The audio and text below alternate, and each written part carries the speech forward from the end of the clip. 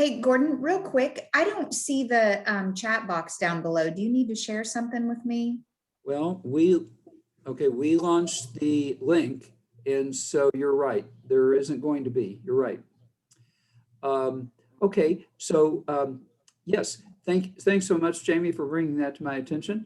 For questions, we'll try to take them as they come, but you'll need to unmute yourself and ask your question. So I do apologize for that. We'll try to fix that for next week, but the Zoom program that we're on for this evening does not have the chat option. Okay.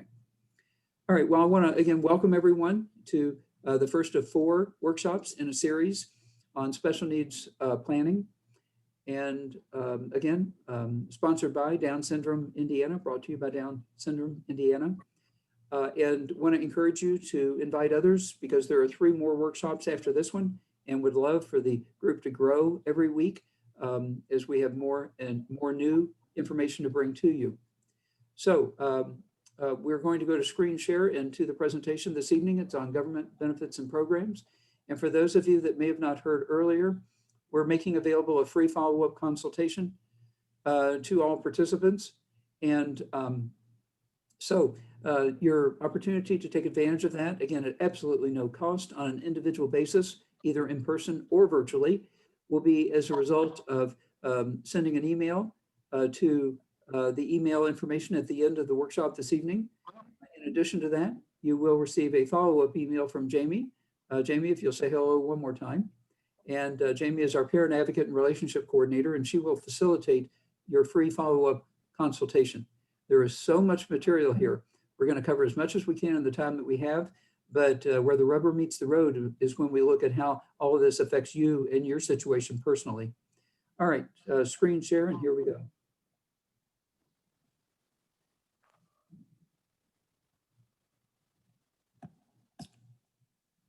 Okay, move this over. And we'll try to get, there we go. Okay, very good. Is the screen showing a nod or something? Wonderful. All right, government programs and benefits. A disclaimer, we work really hard to help families with the legal, financial, and government benefit issues involved in having a dependent with special needs, but we are not all things to all people. So we have a brief disclaimer there. Then Special Care is a division of MassMutual, the large insurance company and financial firm. And it's a nationwide network of highly trained specialists like myself. I'm one of about 300 people across the country serving their respective special needs communities. Our mission, as you see at the right, is to help educate families, as we're doing this evening and through the series, and caregivers of people with special needs about the importance and steps in creating a life care plan and to help provide a secure financial future. So what government programs are available in our special needs journey? And this evening, we're going to go through each of these. The first is Supplemental Security Income, SSI. And we will spend time this evening on the impact of employment as promised. Second benefit, certainly related to SSI, is SSDI, Social Security Disability Income or Insurance. And we will talk about that this evening, both from the standpoint of employment and also adult child benefits, or benefits that one may receive as a disabled adult child. And we'll talk about that. Medicaid and Medicaid waivers, and also Medicare. Again, for those that mentioned, no chat box this evening. If you have a question, then if you would be so kind to unmute yourself and let us hear from you, then we will attempt to answer the question as we go. So starting off with SSI. SSI is a non-medical federal income supplement program funded by general tax revenues, not Social Security taxes. So your payroll tax does not fund SSI. It's designed to help the aged, that is 65 and older, blind, and people with disabilities who have little or no income. Disability must be expected to last more than 12 months or result in death. And SSI provides cash to meet basic needs for food and shelter. For 2021, the monthly benefit for SSI maximum here in Indiana is $794. So again, that's the monthly maximum that one can receive as an individual for SSI or supplemental security income benefit. There is an alternative benefit level of $529, and that's due to a deeming process where the Social Security Administration determines that you're receiving what's called in-kind support and maintenance, otherwise known as ISM, in-kind support and maintenance. And we'll talk a little bit about that this evening because many times, in fact, more often than not, our young people, when they apply for SSI at age 18, are considered deemed and they are awarded a reduced amount of $529. So we'll talk a little bit this evening about how one might start off with $794 versus $529. And for any of you that have a child or dependent receiving SSI and they're drawing $529 instead of the $794, we'll talk a little bit about how you might be successful in getting their benefit adjusted. The available resource limit is $2,000, and this represents assets or resources that the individual receiving the benefit can have. At that level, they no longer are eligible in Indiana for SSI, for Medicaid waiver services, basically all of the really good benefits you lose when the resources in the name of or associated with the Social Security number of the child with special needs hits $2,000. So really important to stay under that. As far as what counts toward the 2,000, it's checking accounts, savings accounts, government bonds, UTMA or Uniform Transfer to Minor Act accounts, custodial accounts, cash. All of these count toward the $2,000. And if your child's currently receiving SSI, then even the representative payee account counts toward the $2,000 limit. So if you're maintaining more than one financial account, such as a regular checking or savings account and then a representative payee account, you'll want to keep the combination of those two accounts together under the $2,000. Monies in the month received are considered income. When they bleed into the next calendar month, they're considered an available resource. Now, time has been given on the stimulus payments. And so if the stimulus payment's been received and that's put your child or dependent over the $2,000, then you can relax. The government's not taking immediate action on those situations, and you're allowed time to spend the funds or to resolve it in some manner. Okay, all right. So this is the first screen, first slide on SSI. And again, I invite you, if you do have questions, unmute and let us hear from you. All right, moving forward. At the age of majority in Indiana, that's 18, eligibility for SSI, supplemental security income, that's the maximum $794 per month benefit, is based on the child's income, not the parents'. So prior to 18, an individual receiving SSI has everything to do with household income, the parents' assets, etc. Once the child turns age 18, parents' assets and income will not block eligibility. A parent's financial situation, though, actually can affect the benefit level that the child is able to draw upon applying at age 18. And there is something called a statement of household expenses and contribution. This is a worksheet from Social Security that is used to determine what their monthly contribution toward household expenses is or are. So that's really an important exercise to chronicle, at least on an annual basis, what they're contributing on a monthly basis toward household expenses, what contribution they're making. Because that the fact that they're making a contribution is the basis for requesting the SSI benefit, because if they don't have the wages to make that contribution, then therein lies the reason for SSI, so that there's an alternative to earned income to meet that monthly obligation. So let's talk a little bit about what affects SSI.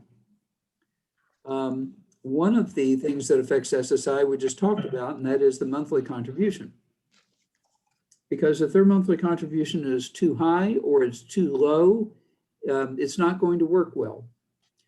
So a monthly contribution is best if it is placed between the 529 and the 794. So if it's too high, that it's above 794, then they are considered deemed or receiving the in-kind support and maintenance. And in most cases, their benefit will be at 529, stay at 529, be reduced to 529, etc.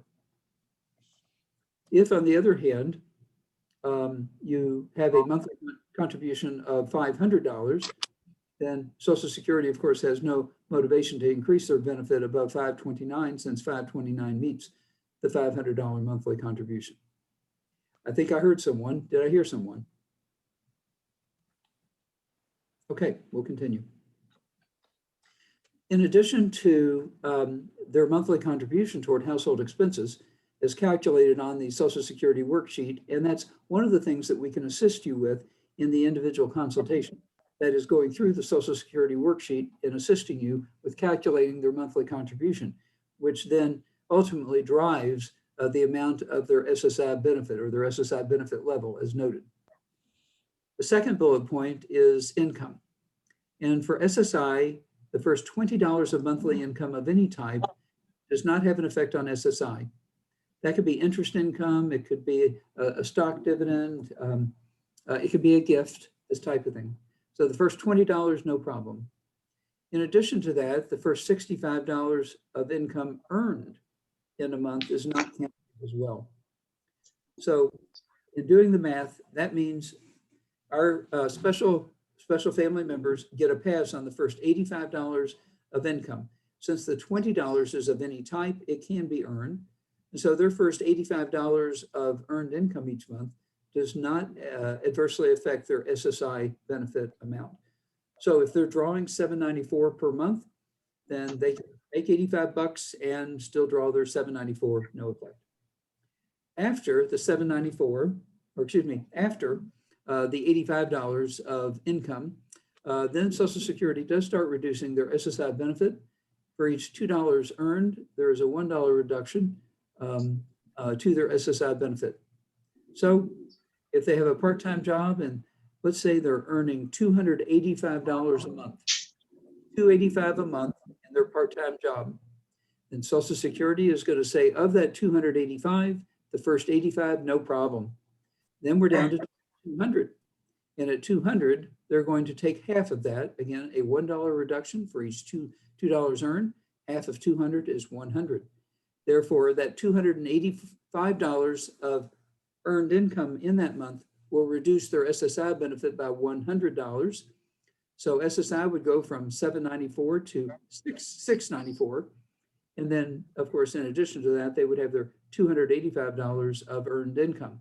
Well, 285 plus 694 is a whole lot better than simply 794. So it generally, as a general rule, it pays to work. It does pay to work. It's not even money. You're typically financially ahead to have some amount of employment. And in most cases, these government benefits will stay in place. SSI may adjust slightly, but the government benefits can be held in place. And our kids with special needs can enjoy the benefits of employment, the socialization, learning responsibility, feeling a sense of accomplishment, self-esteem, contributing to family expenses, all the positives that come with it. There's a lot of misinformation out there, and some of the misinformation is if they get a job, you can kiss their benefits goodbye. It's simply not true. All right, so in addition, a third bullet point here talks about what's called the student earned income exclusion, student earned income exclusion. So what this is it's a special provision for students who are under the age of 22. So what qualifies one as a student? Well, still being in high school, automatically considered a student. If they have finished high school, either diploma or certificate, and so now they're no longer in high school, they do need to be in college, such as Ivy Tech or something. The minimum hours requirement to be considered a full-time student is only 9. So not the typical 12, but again, only 9 hours is required for them to be considered a student for this exemption, or they need to be in some technical school like, mycomputercareer.com or Lincoln Tech or some sort of technical school, that type of thing. So there are a variety of options that would enable them to qualify.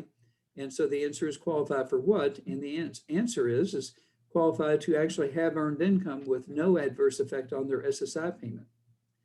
So the annual limit is $7,770, a lot of sevens, $77.70 per year is the limit. And so if their earned income in a respective calendar year stays under the $77.70, then Social Security will not move to reduce their SSI benefit. So let me give you an example. Let's say a student is receiving $794 per month in SSI, and they have a part-time job that's enabling them to earn $500 per month. Well, they've got almost $800 in SSI, $500 in earned income for basically $1,300, no reduction on the SSI. So there's $1,300 per month, and they're still enjoying, again, the full benefit of the SSI because of the student earned income exemption. For those that are literally still in school and only able to work in the summers, then there is a monthly max of $1,925 if they're attempting to work full-time during the summer when they're not in school. Most people are unaware of the student earned income exemption, but just as I mentioned above, part-time employment and benefits can coexist beautifully. Being a student and having employment and retaining benefits all can coexist quite well.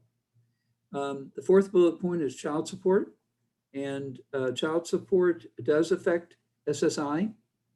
So prior to age 18, there is a one-third of child support is not counted in the calculation. But once they turn age 18, if the child support benefit is going to continue, again, once they're 18, then, and for some, they're just then getting SSI. They may have not even had SSI prior to the age of 18. But there is a dollar for dollar reduction on SSI for child support. So if they're 18 or over, and let's say that a child support payment of $400 a month is received, then in that case, if they were drawing $794, they would be drawing $394. Again, a dollar for dollar reduction against the SSI benefit. So what's significant there is that sometimes there's an effort to extend child support beyond the age of 18 because the subject is disabled or has special needs. But after attorney fees and a lot of angst and going to court potentially, then they're surprised to learn that for every dollar they gained or had continued in the form of child support, they're losing a dollar simultaneously of SSI. So I just say that so that one takes that into consideration so that their efforts are productive, not just swapping $1 for another. And in some situations, in lieu of child support, a negotiation can occur for funds to be voluntarily provided to assist with the child with special needs versus court-ordered child support that has the adverse effect on SSI. An example would be instead of child support, perhaps a parent would voluntarily agree to make deposits into an ABLE account. That would be an example where by avoiding the child support, the full $794 in SSI could be paid, and yet funds would still be accumulating in the ABLE account to do deter expenses. All right, does anyone have a question? Okay. Yet more on SSI, lots on SSI. Okay. So let's summarize the factors. And then after this slide, I think we're going to go into some examples. So very cool. All right. So consumer must be 18 or over if parents' assets and income are not a factor, are not factored into eligibility. Okay. So that's a key. And by the way, some people are like, well, I don't want to wait till the last minute. And so they apply for SSI at 17 and a half, figuring early is better, and it's not better. Typically, the application for SSI should be made when you're down to less than a month before their birthday. So if someone were to turn 18 May 15th, then now would be the time to call, not back in April or March or that type of thing. Social Security simply can't handle it.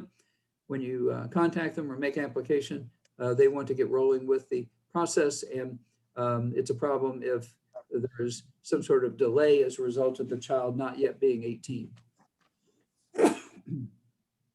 Excuse me. All right, number 2, monthly contributions toward food and shelter. That's the worksheet I was speaking of before. There are actually 10 categories of expense that Social Security will consider in building this monthly contribution toward food and shelter. And I've got to tell you that this process, this form, this worksheet is really the key to getting the $794 per month. So again, if your child's not receiving the maximum SSI monthly benefit of $794, then we need to work on that for you. We're helping 2 or 3 families right now as we, as we go through this with that process. $794 is just, it's a whole lot more help than $529. Let's keep consumers countable resources under the $2,000.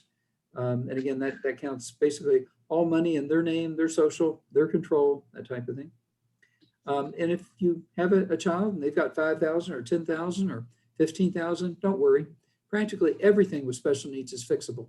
Almost everything.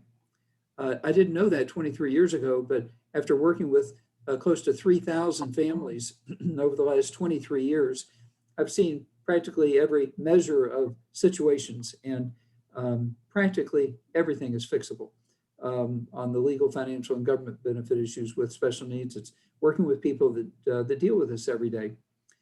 Earned income, and this is the first time touching on this, but there's something with Social Security called SGA, and that stands for Substantial Gainful Activity. And this is a good number to write down. For 2021, the SGA, or Substantial Gainful Activity limit, is $1,310. So what does that represent? That represents the maximum earned income that they are allowed without Social Security putting a big "not disabled" stamp on their file. So if they're consistently exceeding $1,310 in monthly earned income, then that's the equivalent of grabbing a foghorn and screaming at Social Security, "I'm not disabled, I'm not disabled, I'm not disabled." That amount changes each year. It made a nice jump for 2021, I'm pleased to say, but it's a really important limit. And it's not just important for drawing SSI, but it's also important for drawing SSDI, Social Security Disability Income. If their part-time wages eventually make them eligible for that. And it's also important for drawing off of a parent's record that we're going to talk about in a few minutes, where our young person with special needs can draw off of mom's record or dad's record or this type of thing. And that's when the benefits go way past $794, really significant benefits. But this 1310 is a key ingredient in being eligible for those things, because if you consistently earn in excess of the appropriate equivalent, again for 2021 it's 1310, then in essence you're having the effect of convincing Social Security you're not disabled. And then when the well is poisoned and you want some of these benefits that are really substantial, you're going to have a problem with Social Security.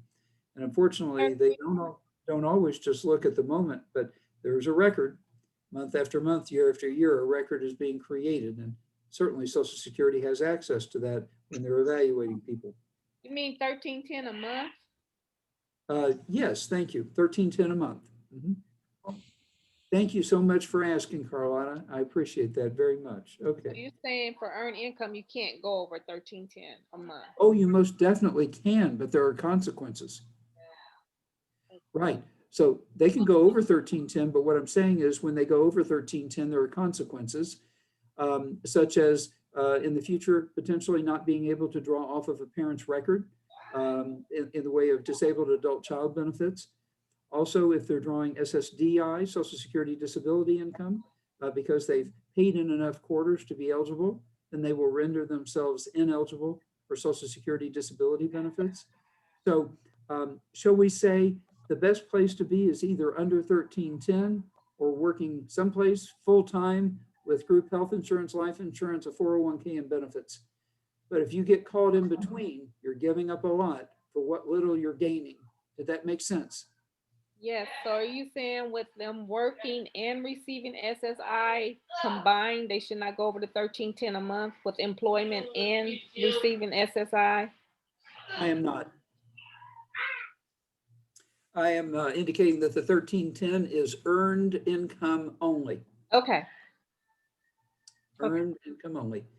And in a moment, you'll see it's not that bad. It really is not that bad, but it is earned income only. Okay. And as a result of your inquiry, thank you so much. I'm going to add that to the line after this workshop so that we've gotten better and better with each series because of wonderful people asking questions and seeking clarification. So we keep getting better and better. So thank you so much. All right. Also, we talked about the earned income student exemption, really important. Child support, the effect of child support. And something, again, that's also new with this slide, apply age 22 if possible.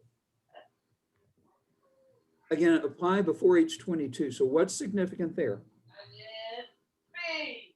To draw adult child benefits off of a parent's record, the disability needs to be documented prior to the age of 22. Now, for those of you that have a family member with Down syndrome, obviously that diagnosis comes along before age 22.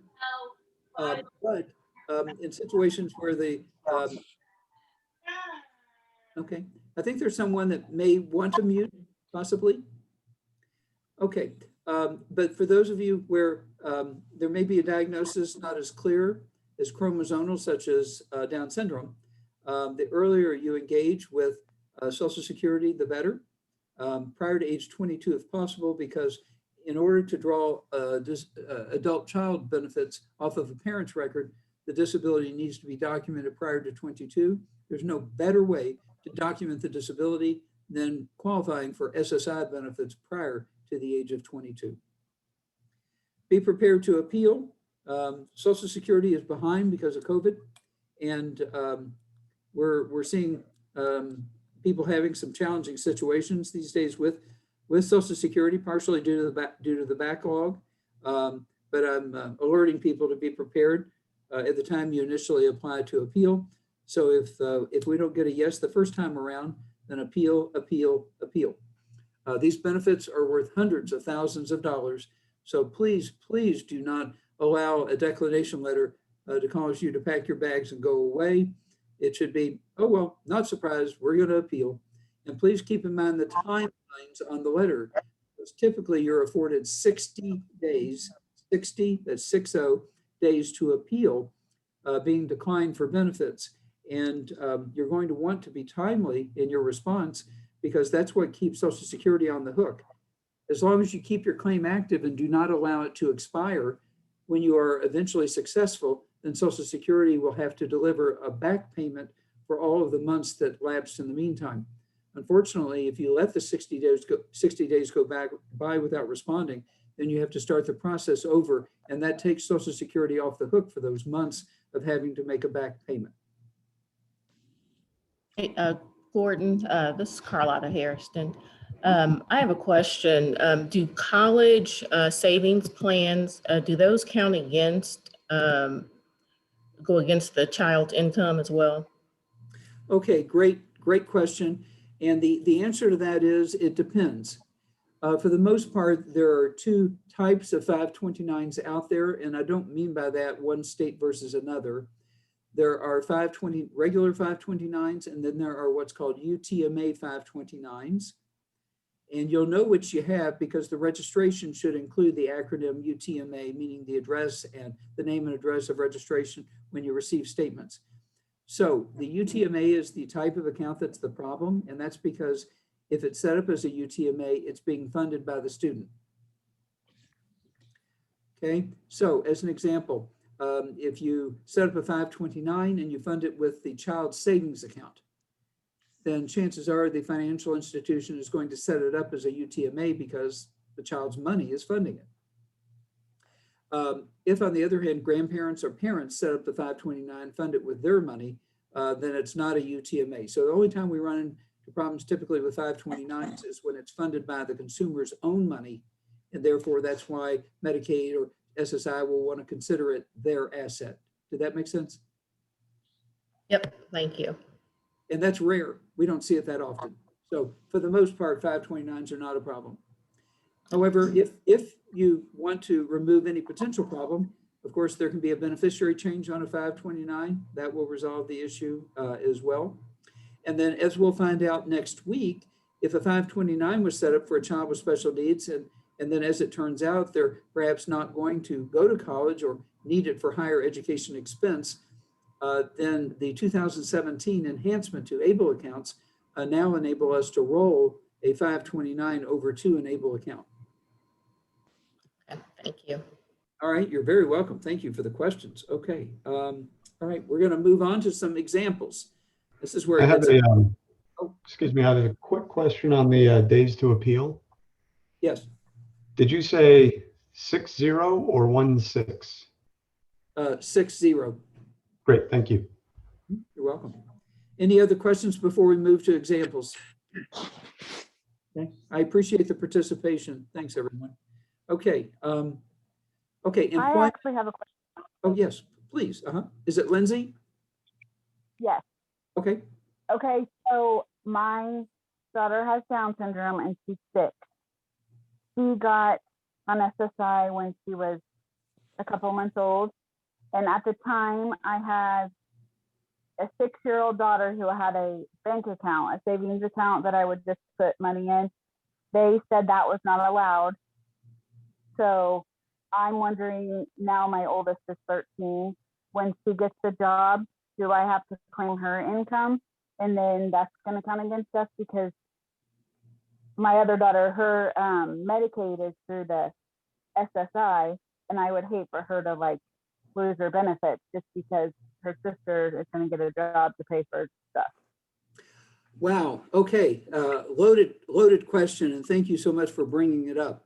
The reality is SSI prior to the age of 18, they look at the household situation. And so, yes, there is a risk of that nature.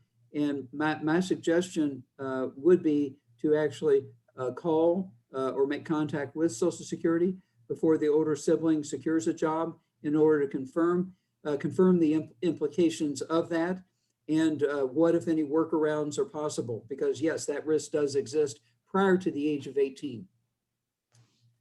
Okay, we have some examples here. We have David, who's age 18, gets a job at $10 per hour. He is a student and works weekends. There we go. He's a student and works weekends with a total of 8 hours per week. He is paid weekly, therefore earning $80 a week, 10 times 8. In a 4-week month, total compensation is $320. So 8 times 4, or 80 times 4 for 320. David receives SSI. Due to the student earned income exemption, because as we said, he is a student, David's SSI benefit is not affected. He can receive $794 per month in SSI in addition to the $320 in earned income. So this is an example of the student earned income exemption at work. It enables him to receive that $320 without an offsetting effect against his $794 monthly SSI benefit amount. So in that case, he's drawing $794 in SSI, $320 in earned income. And so total income would be close to $1,300, but not to worry about the $1,310 because $1,310 is earned income only. So he's only $320 per month in this case against the $1,310 possible. All right. Susan is 21 and no longer a student. She has a part-time job working 20 hours per week, earning $9 per hour. She is paid biweekly, earning $360 every 2 weeks. So that's 9 times 20 for 180 a week, therefore 360 every 2 weeks. Please follow me here, in a 3 paycheck month, she earns $1,080. That's 360 times 3. And I want to pause because when it comes to SSI and these wage limits, you have to watch the frequency of payment. So the things specifically to watch for are the months in which, if they're paid weekly, there are 5 paychecks, or the biweekly months in which they're paid that there are 3 paychecks. So it usually only happens anywhere from 3 to 5 times per month. That is 3 to 5 months per year, where there are either 5 weeks worth of paychecks or 3 biweekly paychecks. But you have to watch that, because if you exceed, again, there can be consequences. So hopefully there's an employer that you can work with, or hours can be adjusted, but you've got to watch the frequency of pay. And these are even employers that are disability friendly. Frankly, the biweekly is the worst because you end up with 6 weeks worth of pay in 1 month, and it makes it very easy to exceed. So the ideal situation is if they're paid weekly. Okay, all right, let's move on to, let's finish that one, I'm sorry. The first $85 earned will not affect her SSI payment, so Susan gets a pass on the first $85. The remaining $9.95 will be reduced by $1, sorry for the typo, for each of the $2 earned. So $9.95 times 0.5 is $497.50. So her $794 SSI benefit would be reduced by $497.50, resulting in an SSI payment of $296.50. So in that month, she would have her earned income of $1,080. Again, that's under the $1,310, no problem. And she would have her $296.50 of SSI.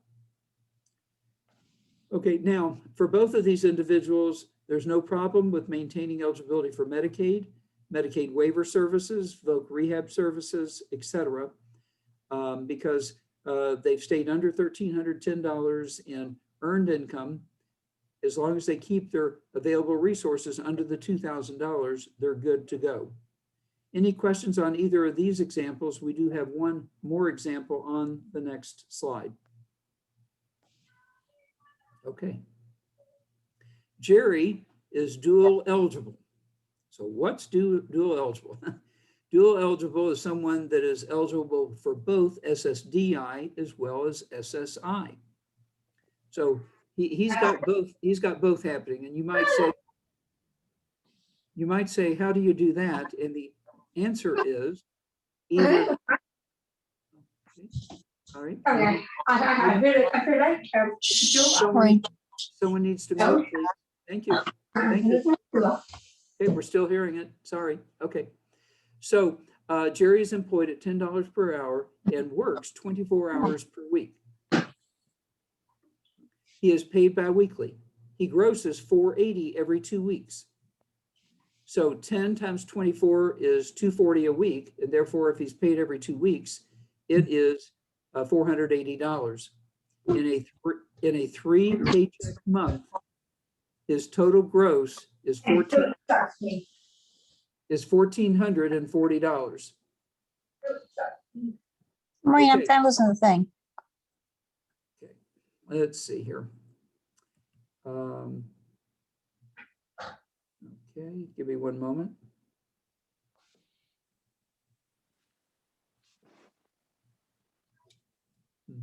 Okay. All right. He's got a problem. Jerry has a problem because in that 3 paycheck month at $1,440, he has exceeded the SGA or substantial gainful activity limit of $1,310. This will cause him to lose his SSDI benefit of $400.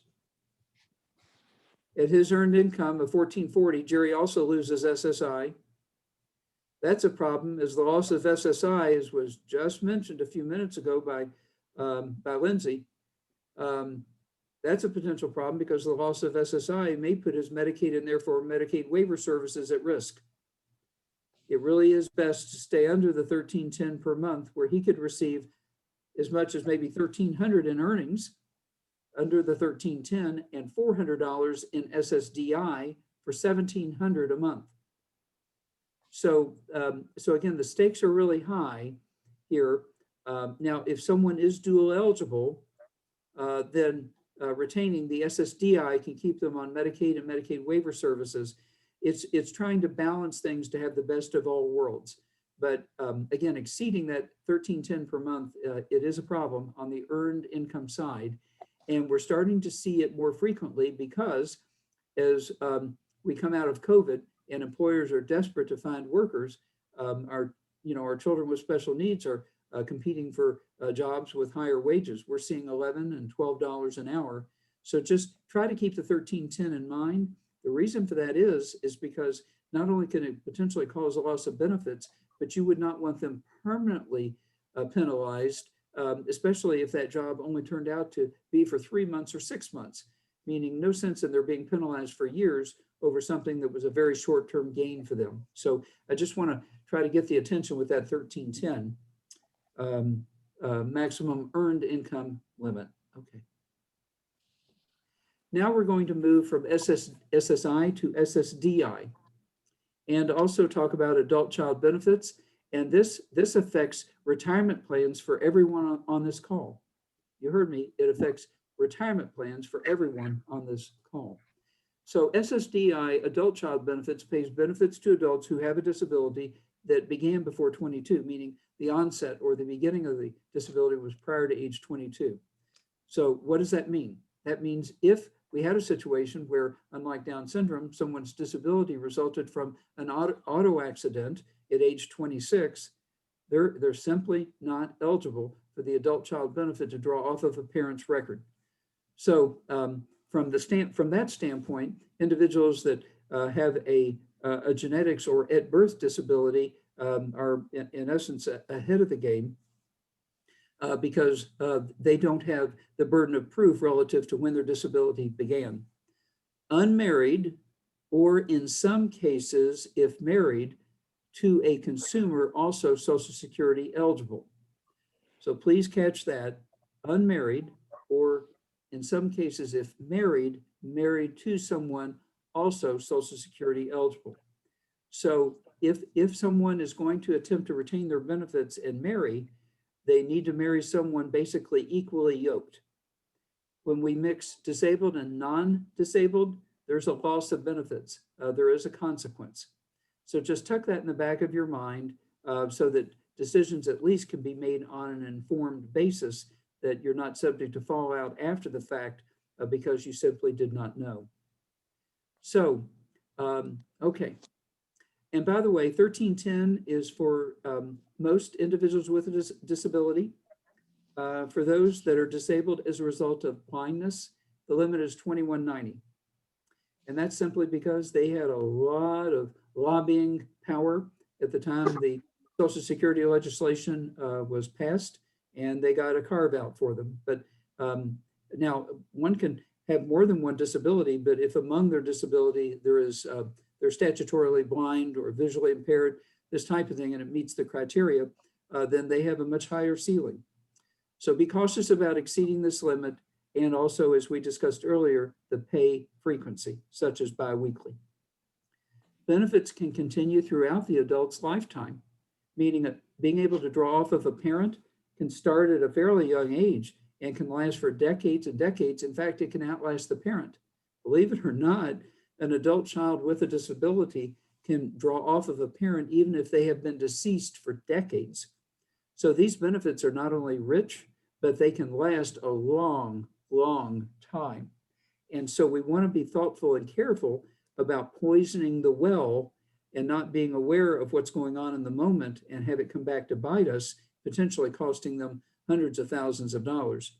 So a child's benefit child's benefit is because it's paid on a biological, adoptive, and in some instances, step parents' Social Security's earnings record.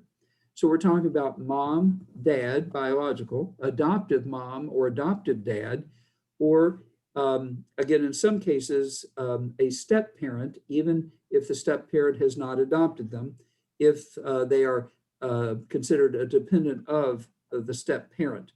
So there are several people that one can potentially attach to for drawing off of a Social Security record. For an adult person with a disability to become entitled to this child benefit, one of his or her parents, one of those people that we just talked about, adoptive parent, biological parent, step parent that carries them as a dependent, has to have a triggering event. And those events are receiving Social Security retirement or disability benefits, or have died with enough Social Security credit for their adult child to qualify. So in short, death, disability, or retirement. And as the parent of a child with special needs, I eventually hope to choose retirement over being disabled or falling on the sword, an attempt at humor. Okay, so let's move forward. Oh, by the way, what does it take to qualify? Again, to summarize, for them to qualify for the adult child benefit, which you'll see some numbers in a moment and they're attention getting. The easiest way to qualify is prove the disability began before 22, stay single, keep your earned income under 1310. That's it. Disabled prior to 22, earned income under 1310, stay single, parent has a triggering event, and you're home free. Okay, so we'll talk more about this in a future slide, and we'll look at some numbers. So Social Security disability also can replace SSI or be paid in addition to SSI, depending upon the ssdi benefit amount. So what we're now talking about, as opposed to adult child benefits drawing off of a record, what sometimes happens first, and that is they actually start drawing Social Security disability benefits off of their own record. So this surprises most because we've been programmed for years that you have to pay into Social Security for 10 years or have 40 quarters to be insured for Social Security disability. Permanently insured, yes, but for Social Security disability insurance, no. And at young ages, even part-time employment, they can become eligible for Social Security disability benefits by the age of 22 or 23, very young. So what does it take for them to rack up 4 quarters in a calendar year? And the answer is in bullet point number 2, annual earnings of $5,880. So if their annual earnings in 2021 exceed $5,880, and what does that equate to? Basically $500 a month. So if they have a part-time job and they're earning $500 per month, and if their job is $10 an hour, we are only talking 50 hours in a month, or what, 12, 13 hours a week? So very part-time. But if their annual earnings exceed the $5,880, then they get 4 credits for that year. And at the youngest of ages, it only takes 8 credits, meaning it only takes 2 full calendar years to be insured for Social Security disability and for them to start drawing off of their own record. Now, what's significant about that is twofold. Do I have a question? Okay, so what's significant? Twofold. Number one, ssdi does not reduce for earned income. It's not like SSI, where for every $2 earned, you lose $1 of your benefit. Nope. ssdi, they get to receive in full in addition to the earned income, no reduction. And number two, once they qualify and start receiving ssdi, 2 years later, they become Medicare eligible. And so then they can have Medicare as a primary, Medicaid as a secondary or backup coverage, and parents in many cases decide that that's good enough and they can come off their group health insurance, saving them some money. So SSI and or ssdi can coexist well with part-time employment. That's the other thing. This is all while working. In fact, they have to work to accumulate their Social Security credits. The only thing you have to keep your eye on is 1310. And as you can see, with it only requiring 5880 to get 4 quarters in a calendar year, they don't have to be anywhere near 1310 a month in order to become insured for Social Security disability. Of course, keeping their resources under $2,000. And just as we said, unlike SSI, SSDI does not penalize for earned income. As an example, a consumer can earn $800 per month from their part-time job while receiving $400 a month in SSDI while retaining Medicaid as well as Medicaid waiver services. And this is at the end of Social Security. Nope, we got one more. So if you do have questions, try to be thinking of them. Okay, the consumer becomes, in this case, becomes Medicare eligible 24 months later. We said that. Child benefits. This is the eye-popping dollar figures I was talking about a moment ago. Child benefit amounts can reach as much as $2,000 a month, depending on whether the parents' triggering event was retirement, disability, or death, and if there is a surviving spouse. The richest benefits for an adult child are almost always survivor benefits. So to give you a quick example, the maximum typically that an adult child can draw off of a parent's retirement record is 50%. That's typically the max. So I was talking with a family earlier today, and we estimated that the parents' Social Security retirement benefit would be $2,500 per month. So in that situation, the maximum that the adult child could draw would be $1,250 per month. Again, $1,250 per month off of the parent's record. The first question that I'm always asked when we have that discussion is does that mean I get half my record and they get the other half? And the answer is no. It's over and above. It's in addition to. So that parent will draw their $2,500 as though there were no adult child with a disability, and their adult child will draw the $1,250 over and above or in addition to. Now, this retirement issue is kind of complicated, and this is where it really is to your advantage to utilize the free follow-up consultation, because we will need to discern whether a spouse is going to draw off of a spouse's record, meaning do we potentially have a spouse drawing off of their husband or wife's record, and in addition, a disabled adult child drawing, meaning just how many people do we have drawing off of a single record, and could we structure things in such a way that only the child draws off of one record and the other spouse draws off of their own in order to maximize or squeeze out the maximum Social Security benefit for that family. But I will tell you that we are seeing Social Security situations where if we have a mother person, a father person, meaning two parents and a disabled adult child drawing Social Security benefits, that the collective Social Security monthly benefit amount can be over $5,000. You heard it right. The collective Social Security benefit amount for all three adults can total over $5,000 per month. Now you're talking over $60,000 per year, and it is incredible. But it does not happen by accident, and this is where it's so important to work with someone, if not me, someone else that eats, sleeps, and breathes special needs, that has the expertise in this area, because making mistakes are so easy, and usually they are uncorrectable with Social Security, meaning you don't get a redo typically, and the stakes are really, really high.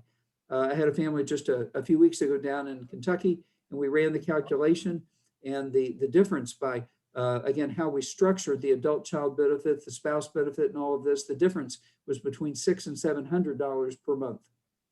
And then again, there's a ripple effect after the parents leave on the adult child continuing for a lifetime. So the stakes are really, really high. So whoever you work with, just please make sure that they have expertise in special needs. All right.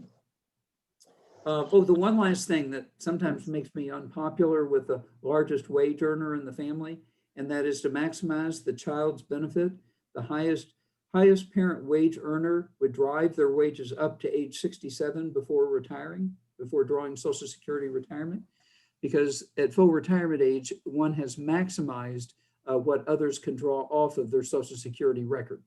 But we'll get into it in the individual consultation. Again, it is complicated, but through gaining an understanding, smart decisions can be made and benefits can be maximized. All right. Okay, we're going to move on to Medicare and Medicaid. Any remaining questions on Social Security before we move on?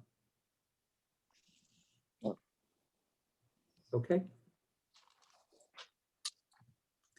All right, don't confuse Medicaid and Medicare. What I'm most often asked, or people assume, is that if their child becomes eligible for Medicare as a result of drawing Social Security disability, that they're going to lose their Medicaid. And the answer is no. Becoming eligible for Medicare does not result in the loss of Medicaid. And yes, it is very possible to have both. That is both Medicaid and Medicare, where Medicare is the primary and Medicaid serves as the equivalent of a Medicare supplement. So Medicare covers medical needs. It's not a financially needs-based program, meaning one does not have to be under $2,000 for Medicare. You do for Medicaid, though.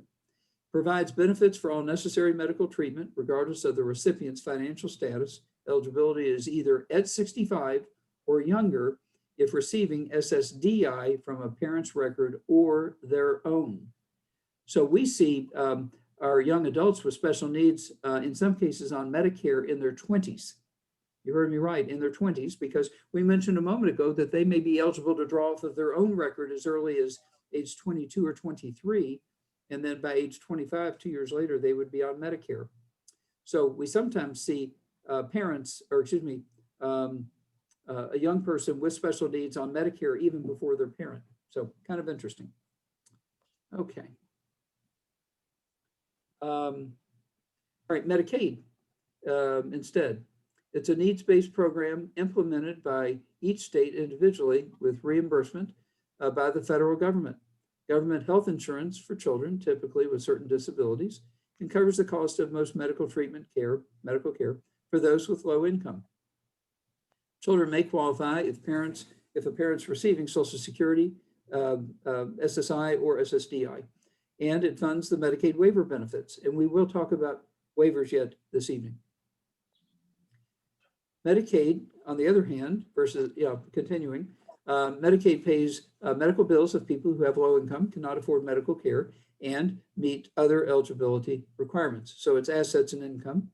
States design their own programs within federal standards, and people receiving SSI or temporary cash assistance are automatically eligible for Medicaid.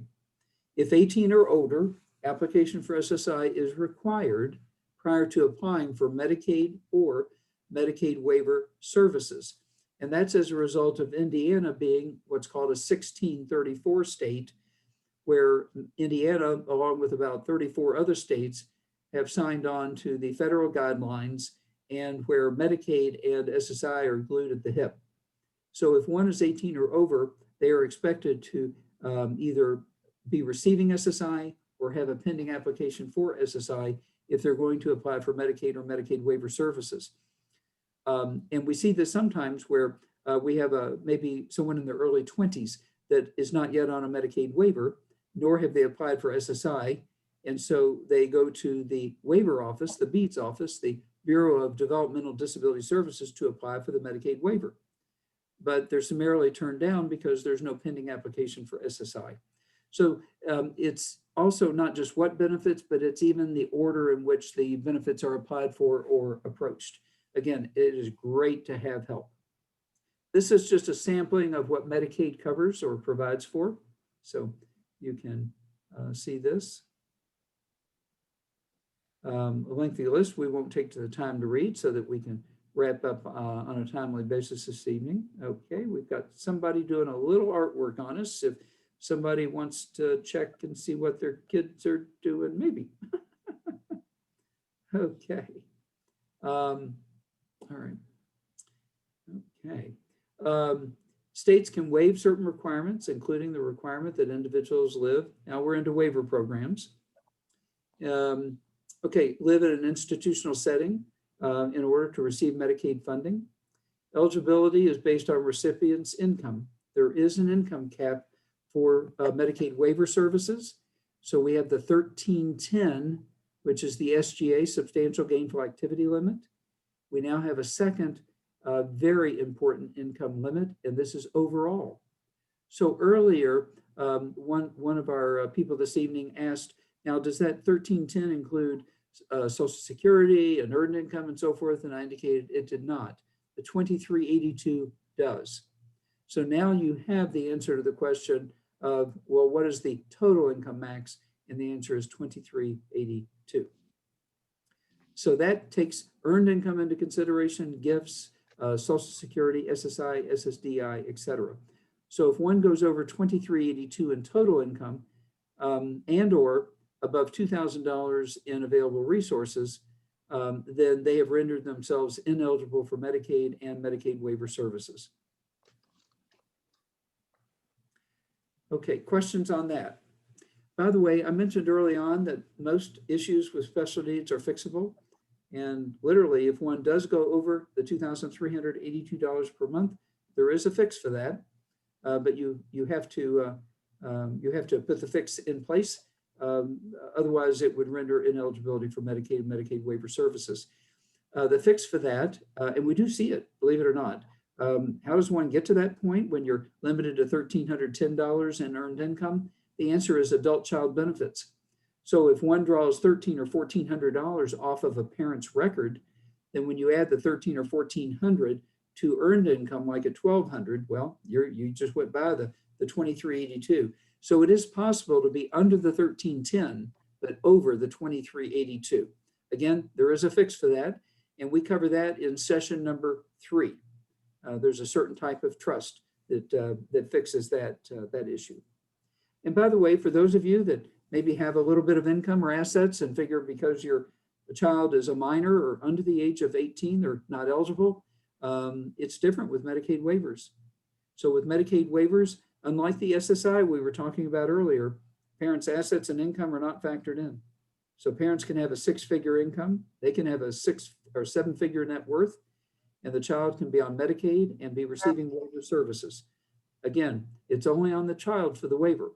So parent can have $1 million in the bank, the kid's on Medicaid, but if that kid has $2,500 in the bank, they're toast. Okay, questions so far? Because next we're going to talk about some of the different waiver programs in Indiana. Okay. Popular waivers, the family supports waiver. That's the one most people want, talk about, etc. The family supports waiver is extremely popular in the Down syndrome community because it focuses on intellectual or developmental disabilities. There is also the Community Integration Habilitation Waiver, otherwise known as the CIH waiver. It's the waiver that replaced the Autism and Developmental Disabilities waiver back in 2012 when our waiver programs here in Indiana were reorganized.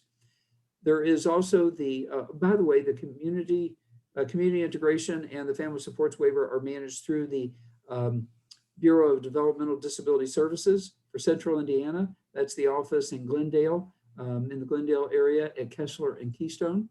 And then there's a network of these agencies or offices around the state. And each are responsible for a range of counties. Here locally in Indiana, it's not just Marion County, but every contiguous county that is tied into the BEADS office, as we call it, at Kessler and Keystone. Then to the south, there's an office in Clarksville. To the west, an office in Terre Haute. Northwest in Gary, South Bend, Fort Wayne, Muncie, and so forth. So the state is blanketed with these offices that help manage these waivers. So part of it is which waiver, how do I apply, how long do I wait, what are the criteria for being eligible, etc. Now there's some other waivers, the aged and disabled waiver, previous to 2012 known as the fragile child waiver. But the aged and disabled waiver, the TBI waiver, and the choice program have medical involvement. Again, have medical involvement. So intellectual or developmental disability is not sufficient to qualify for those waivers. And those waivers are managed through the area agencies on aging.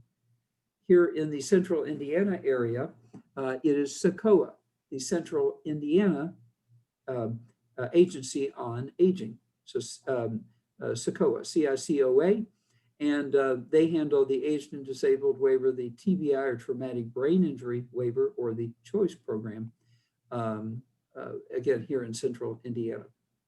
So services in the home and community for those with developmental or intellectual disabilities, aged and disabled, TBI and choice, again, through the area agency on aging. Typically a shorter wait for those. The TBI waiver does have a wait, the traumatic brain injury waiver.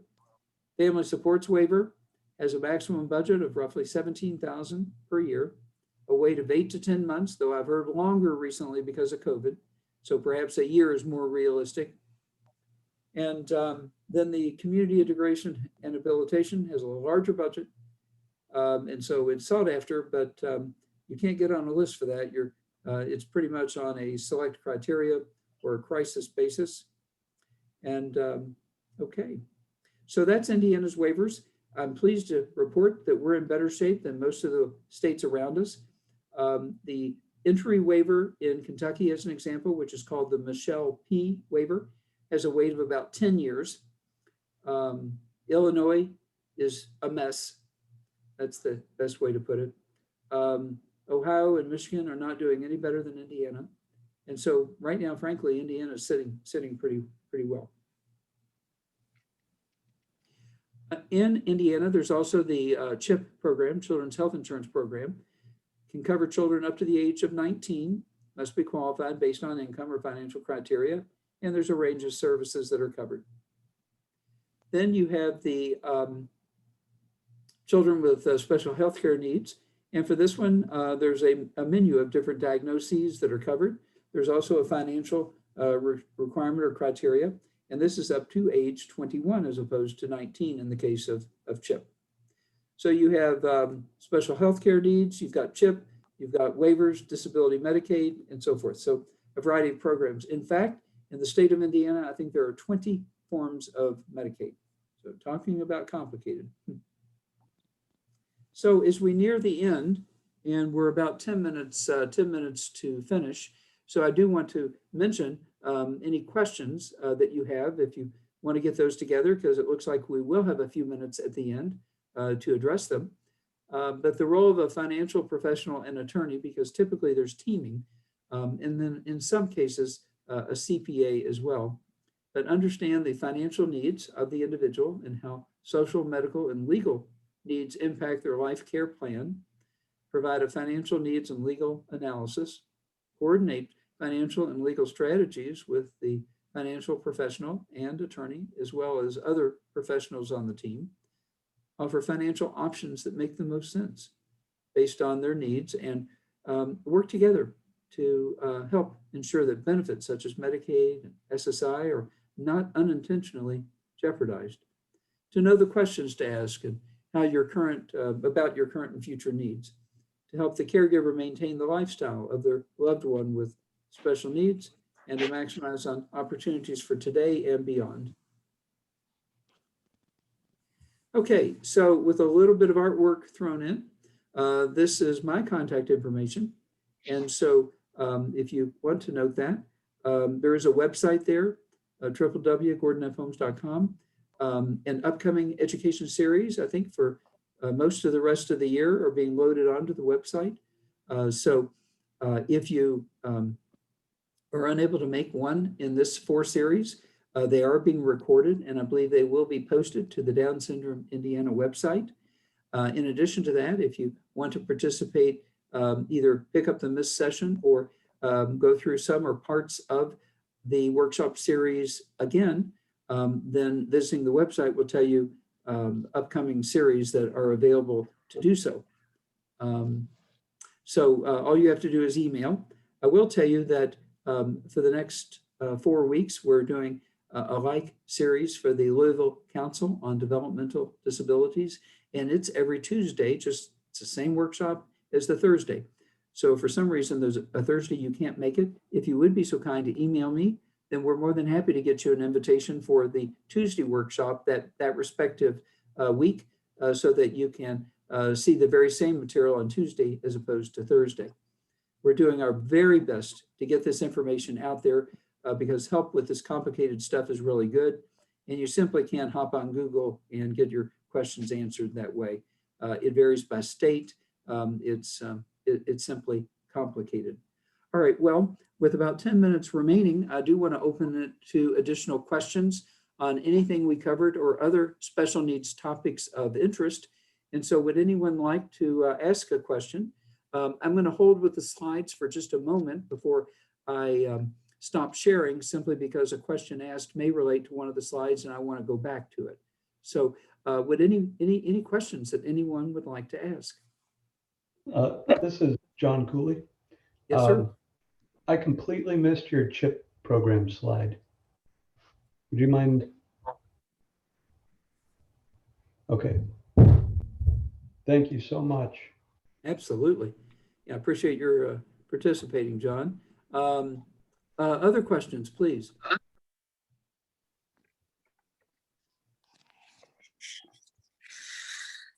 Any questions about retirement and Social Security?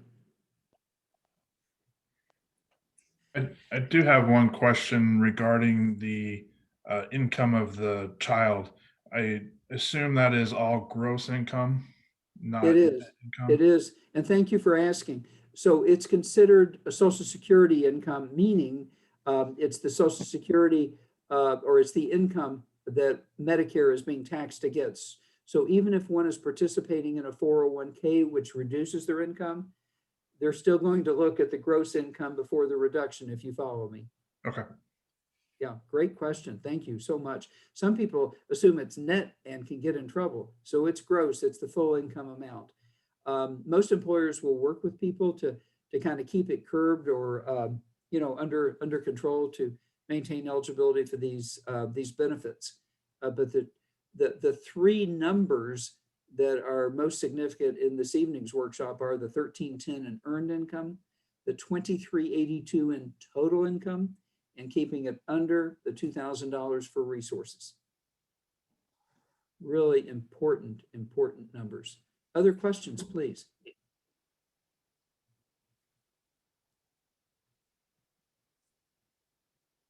Questions about waivers. By the way, if your child is not either on the waiting list for or receiving services through the Family Supports Medicaid waiver, please let us help you. During the individual consultation, if it's in person, I will print off an application and get you started on it. If we do a virtual meeting, I'll be happy to email an application for the Family Supports waiver to you and walk through it with you. The earlier you engage with these benefits, the better. It's easier earlier. Again, it's easier earlier. And let us help you get going. On the other hand, if you have a child that has special needs or has Down syndrome and they're 35 and you've done nothing so far, the ship has not sailed. I sit down every week with parents who have children at older ages. Just this evening, an hour or two ago, family with a son 28. No Social Security, no Medicaid waiver, no nothing. Zippo, zero, blank slate. And we're getting started. So there is no such thing as the ship has sailed or it's too late. Let us help you. Help is really good. Any other questions at all? I don't remember. Excuse me. Yeah, I don't remember what waiver this was, but you said community something. I can't remember. But how do you get, what is that exactly? So the Community Integration Habilitation Waiver is a waiver with much deeper pockets. So as opposed to a few hours per week, you can get more substantial hours. Also, the Community Integration Habilitation is more supportive in a supported living situation where perhaps they're living in a waiver home with a couple of roommates and staffing is needed in a substantial way. With a limit of only 17,000 on the Family Supports waiver, it's going to be difficult to create a waiver home situation with that limited level of budgeting if, as an example, full-time staffing is needed. So, but as a general rule, the state does have a criteria. The criteria is parents are dead, parents are disabled, that is physically unable to provide care, parents are 80 or over, the adult child or young child is a risk to themselves or a risk to others, meaning they cannot function in the family environment because of risk issues. They are a flight risk, or the child has, as an example, uncontrolled seizures and has to be attended to 24/7, which means a family cannot function, a parent cannot live. So you basically have to have parents deceased, disabled, age 80, or a situation coming off the tracks. I sometimes say that the CIH waiver keeps the Family of Social Services Administration out of the evening news, if you catch my drift. So if you have an untenable situation, then the community integration rehabilitation waiver is there. Let me give you a couple of examples. I know of one, a family with uncontrolled seizures, the son, non-ambulatory, in a wheelchair, cannot be unattended, literally 24/7.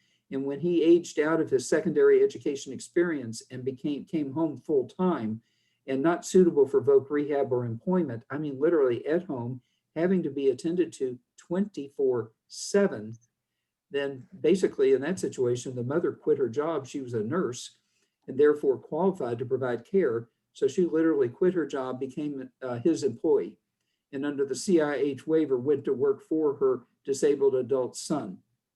Now, what's a little known about that situation is that if you have an adult child with special needs and you want to go to work under a waiver, and as a result of doing that, you're keeping them with you as opposed to potentially being in an institutional setting, the income is typically considered tax-free. I'm sorry, that was a short question and quite a long answer. But I hope, thank you. Thank you. the parent working for the child, especially on a tax-free I have basis. a question about that, Gordon. Okay, yeah, is 18 and over. Okay, go ahead. Yes. For the example that you gave just then about the CAIH, if that mother, I thought if she wasn't over 80 and she wasn't dead, how did she get to do that? Right. So as I said, it's a situation where, right, age 80, dead, disabled, unable to provide care, or it's coming off the tracks. So basically, because the adult child required 24/7 care, either the adult child no longer in school was going to have to be institutionalized. So basically, the state had to decide how they wanted to pay the bill. They were either going to pay a bill for institutional care, or they were going to pay under the community integration rehabilitation waiver for the parent to take care of the adult child. So when you have a crisis situation, let me give you that makes sense. Thank you for explaining that. Sure. Let me give you another example. I had a family, and actually this child was a minor, but she was a flight risk, and literally multiple times calling the police to look for the child, who would go out in the middle of the night. Well, one winter night she did that and almost froze to death. And at that point, the parents say, "That's it. This has to end. Something has to be done." And so they threatened to sue the state, for appropriate support and care and that type of thing. And so the community integration rehabilitation waiver was granted. So you're right. If the parents are not dead, disabled, or 80, you have to have a compelling situation. Thank you for clarifying. Other questions? I don't have a question, but I want to thank you. This is the best information that I've ever received. Well, I'm humbled, and it's my joy to share. And believe me when I say that it's just the beginning, because the remainder of the series and the subsequent nights are going to be equally strong in terms of information. It's not about me, that's not the point, but the quality of the material. It just so happens that I eat, sleep, and breathe this stuff, and have for over 20 years. So I'm able to answer most questions, but the quality of the material remains high throughout the entire series. And so thank you so much for saying that. Please invite others. We would love for the group to grow with each subsequent week. Next week is going to be on guardianship and alternatives, and great question and answers on that. Believe it or not, you may think guardianship is an old subject, but you're going to think differently after next week. And then again, we're going to do a deep dive into ABLE accounts. And if you thought you knew everything about those, please participate next week, because you will see ABLE accounts in a different light. Despite it, you may have heard, oh, there's a Medicaid payback on that, so forget about ABLE. Do not forget about ABLE. We're going to be talking next week about specific real life examples where ABLE came to the rescue. So you're going to love next week. And then the third week is on special needs trusts as you have never seen it before. We're going to go into the various types of trusts and how they solve different problems and the differences between them, and a really exciting stuff. And then wrap it up with life care planning, person-centered planning on the fourth workshop. You'll get a post-workshop email from Jamie Sturchy, our parent advocate and relationship coordinator. Please understand the free follow-up consultation. You do not have to wait to the end. All you have to do is respond to the email received or send an email to my email address. Again, you do not have to wait to the end. We're scheduling a few weeks out, so chances are, if you request a follow-up consultation, it'll be scheduled after the workshop series is over anyway.